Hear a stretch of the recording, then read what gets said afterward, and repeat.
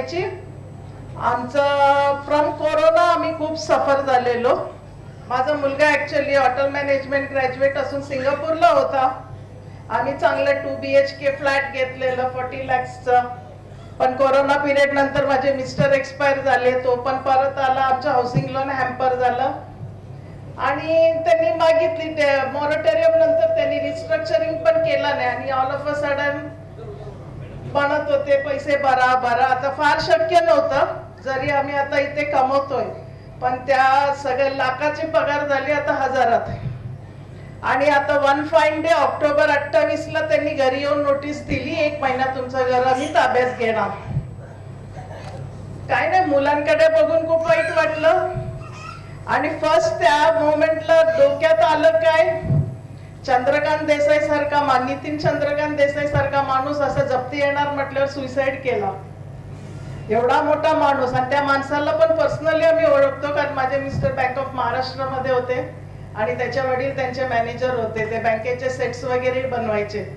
मुलांकडे दोघी मुलं मोठे आहेत, सून पण आली आहे. आम्ही म्हटलं वेट, काही होणार नाही आपला. त्या दिवसापासून रोज आज्ञाचक्राचं मेडिटेशन करते कारण त्याच्यात मी गजानन महाराजांचं एनर्जी घेते.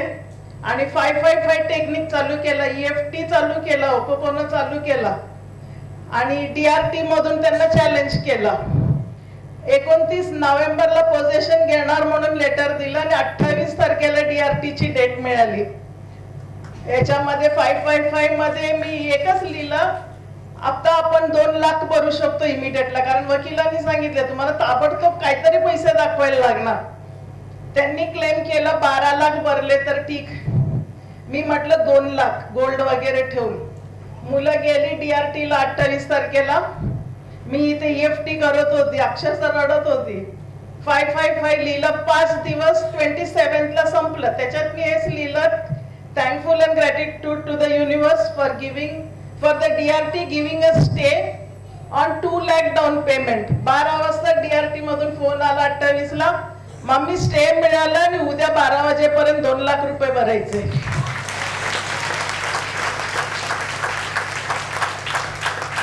आणि 10 दिवसात 1 लाख भरायचे. माझी सुनेला सांगितली, बोलली थांबा माझ्याकडे 1 लाख आहे, कॅश मी देते. दोन्ही भरले. आता 15 जानेवारीला डेट आहे. माझं 555 संपला तर 369 लिहिले. मग आम्ही डिसिजन घेतला, यांनी असंच घर घेतलं तर 20 लाखाला पण ते विकतील, त्यांचं राईट ऑफ करायला तयार आहे. ते OTS देतो बोलले 20 लाखापर्यंत. आता मी 369 चालू केले. We are selling our flat for 40 lakhs and giving the bank OTS for 20 lakhs. मुलं बोलले वरचे पैसे आपण ठेवू, 2 वर्षात आपल्या सेव्हिंग्सने आपण नवीन घर बांधू. अजिबात 1 रुपया लोन न घेता ते करणार आहे आम्ही. Thank you Maharaj, thank you madam. आणि महाराज जे हात देणार ते ऐकतात, याच्यावर आमचा पूर्ण विश्वास आहे. Thank you everyone.